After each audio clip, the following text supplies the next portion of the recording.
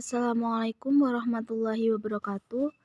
Kami dari kelompok 3, mata kuliah kompilasi hukum ekonomi syariah yang beranggotakan Nila Ardianti, Nisa Safiul Amanah, dan Yuliantina Tricahyani akan mempresentasikan hasil diskusi kami dengan judul Kajian Teori Akad dalam KHES Buku 2.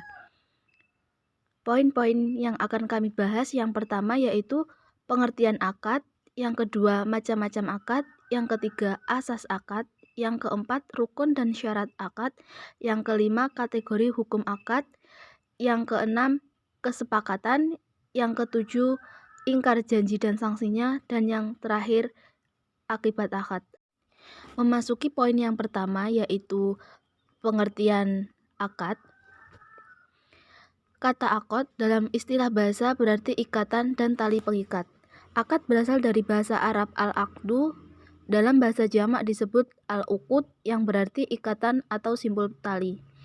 Menurut ulama fikih, kata akad yang didefinisikan sebagai hubungan antara hijab dan qabul sesuai dengan kehendak syariat yang menetapkan adanya pengaruh atau akibat hukum dalam objek perikatan.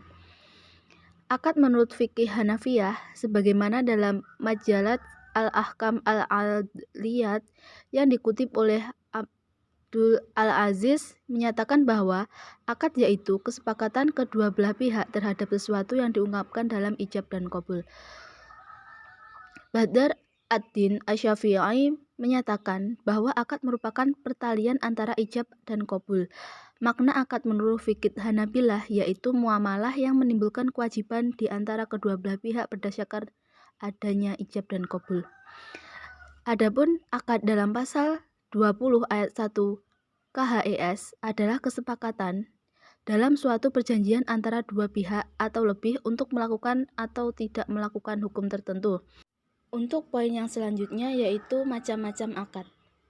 Dalam kompilasi hukum ekonomi syariah terdapat beberapa kegiatan ekonomi syariah yang dijelaskan dalam pasal 1, yakni bai, syirkah, mudharabah, muzara'ah, murabahah, musaqah, khiyar, ijarah, istisna, sunduk, kafalah, hawalah, rohen, ghosab, wadiah, ju'alah, wakalah, salam, qard, dan masih banyak lagi. Adapun asas-asas akad dalam pasal 21 KHES adalah sebagai berikut. Yang pertama yaitu ikhtiar sukarela. Setiap akad dilakukan atas kehendak para pihak, terhindar dari keterpaksaan karena tekanan salah satu pihak atau pihak lain. Yang kedua yaitu amanah atau menepati janji. Setiap akad harus dilaksanakan oleh para pihak sesuai dengan kesepakatan yang ditetapkan oleh yang bersangkutan dan pada saat yang sama terhindar dari cedera janji atau ingkar janji. Yang ketiga yaitu ikhtiar atau kehati-hatian. Setiap akad dilakukan dengan pertimbangan yang matang dan dilaksanakan secara tepat dan cermat. Yang keempat yaitu luzum atau tidak berubah. Setiap akad dilakukan dengan tujuan yang jelas dan perhitungan yang cermat sehingga terhindar dari praktik spekulasi atau maisir. Yang kelima yaitu saling menguntungkan. Setiap akad yang dilakukan harus memenuhi kepentingan para pihak sehingga tercegah dari praktik manipulasi dan merugikan salah satu pihak. Yang keenam yaitu taswiyah atau kesetaraan. Para pihak dalam setiap akad memiliki kedudukan yang setara dan memiliki hak dan kewajiban yang seimbang. Yang ketujuh yaitu transparansi. Setiap akad dilakukan dengan pertanggungjawaban para pihak secara terbuka. Kemampuan setiap akad dilakukan sesuai dengan kemampuan para pihak, sehingga tidak menjadi beban yang berlebihan bagi yang bersangkutan. Yang selanjutnya yaitu taisir atau kemudahan. Setiap akad dilakukan dengan cara saling memberi kemudahan kepada masing-masing pihak untuk dapat melaksanakannya sesuai dengan kesepakatan. Yang selanjutnya yaitu iktiqad baik. Akad dilakukan dalam rangka menegakkan kemaslahatan, tidak mengandung unsur jebakan dan perbuatan buruk lainnya. Yang terakhir yaitu sebab yang halal, tidak bertentangan dengan hukum dan tidak dilarang oleh hukum atau tidak haram. Untuk poin yang selanjutnya akan disampaikan oleh Mbak Nisa. Selanjutnya, Rukun dan syarat akad. Suatu akad haruslah memenuhi rukun sebagaimana ditentukan dalam pasal 22 KHES. Rukun akad terdiri atas yang pertama pihak-pihak yang berakad. Dalam pasal 23 KHES menyebutkan bahwa pihak-pihak yang berakad adalah orang, persekutuan atau badan usaha yang memiliki kecakapan dalam melakukan perbuatan hukum. Dan yang kedua, objek akad. Dalam pasal 24 KHES menyebutkan bahwa objek akad adalah amwal atau jasa yang dihalalkan yang dibutuhkan oleh masing-masing pihak. Objek akad harus suci, bermanfaat, dan dapat diserah terimakan. Dan yang ketiga, tujuan pokok akad. Tujuan pokok akad menurut pasal 25 KHES yaitu untuk memenuhi kebutuhan hidup dan pengembangan usaha masing-masing pihak yang mengakadkan akad. Dan yang keempat, kesepakatan. Di dalam pasal 59 dan 60 KHES dinyatakan bahwa kesepakatan dapat dilakukan dengan tulisan, lisan, dan isyarat. Ulama Hanafiyah berpendapat bahwa rukun akad adalah ijab dan qabul. Adapun orang yang mengadakan akad atau hal-hal lainnya yang menunjang terjadinya akad tidak dikategorikan kompilasi hukum ekonomi syariah. Keberadaannya sudah pasti adalah namun akad yang disepakati dalam perjanjian Hanafiyah berpendapat bahwa unsur golat atau rukun yaitu tidak dilakukan di bawah ikrah atau paksa, berakad, contohnya penjual dan pembeli. Dan yang kedua ada sesuatu dalam yang diakadkan, contohnya harga atau yang dihargakan. Penyamaran dan yang ketiga adanya tidak ada kesetaraan antara perbuatan tertentu yang menunjukkan keridhaan yang diucapkan oleh orang pertama, baik yang menyerahkan atau yang menerima, dan adanya orang yang berkata setelah orang yang mengucapkan ijab yang menunjukkan keridhaan atas ucapan orang pertama.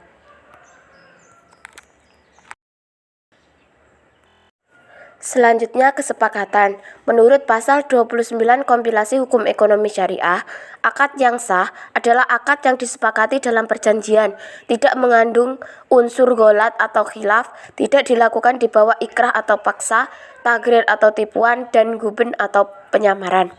Dalam pasal 35 KHES, yang dimaksud dengan penyamaran adalah keadaan di mana tidak ada kesetaraan antara prestasi dengan imbalan prestasi dalam suatu akad. Selanjutnya, kategori hukum akad yang akan dijelaskan oleh Mbak Yuli. Selanjutnya, kategori hukum akad. Dasar hukum dilakukannya akad dalam Al-Quran yaitu surat Al-Ma'idah ayat 1.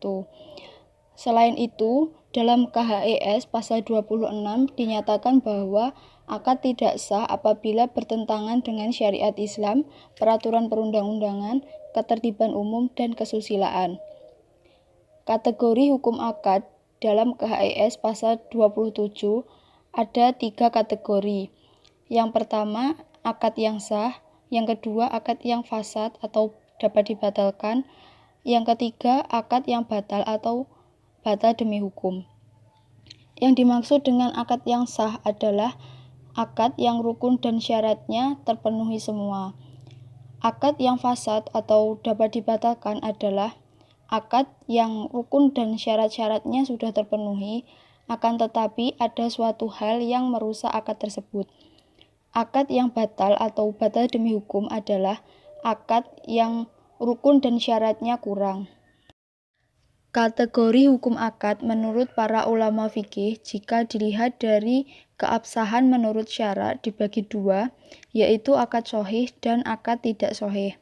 Akad sahih adalah akad yang telah memenuhi rukun dan syaratnya, sedangkan akad tidak sahih adalah akad yang terdapat kekurangan pada rukun atau syaratnya. Menurut ulama Hanafiyah dan Malikiyah, akad tidak sahih dibagi menjadi dua, yaitu akad batil dan akad fasid. Selanjutnya, ingkar janji dan sanksinya. Dalam KHES pasal 36 menyebutkan bahwa pihak-pihak yang berakad dikatakan ingkar janji apabila tidak melakukan apa yang dijanjikan untuk melakukannya, melaksanakan apa yang dijanjikannya, akan tetapi tidak sebagaimana yang dijanjikan, melakukan apa yang dijanjikan, akan tetapi terlambat, atau melakukan sesuatu yang menurut perjanjian tidak diperbolehkan.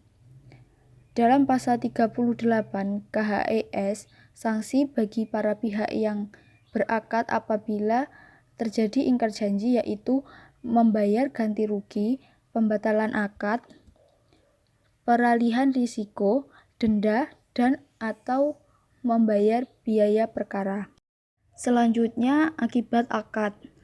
Akibat akad diatur dalam KHES pasal 44 sampai pasal 47. Di mana akibat akad tersebut yang pertama, semua akad yang dibentuk secara sah berlaku sebagai nas syariah bagi mereka yang mengadakan akad. Yang kedua, suatu akad tidak hanya mengikat untuk hal yang dinyatakan secara tegas di dalamnya, tetapi juga untuk segala sesuatu menurut sifat akad yang diharuskan oleh kepatuhan, kebiasaan, dan nas-nas syariah. Yang ketiga, suatu akad hanya berlaku antara pihak-pihak yang mengadakan akad.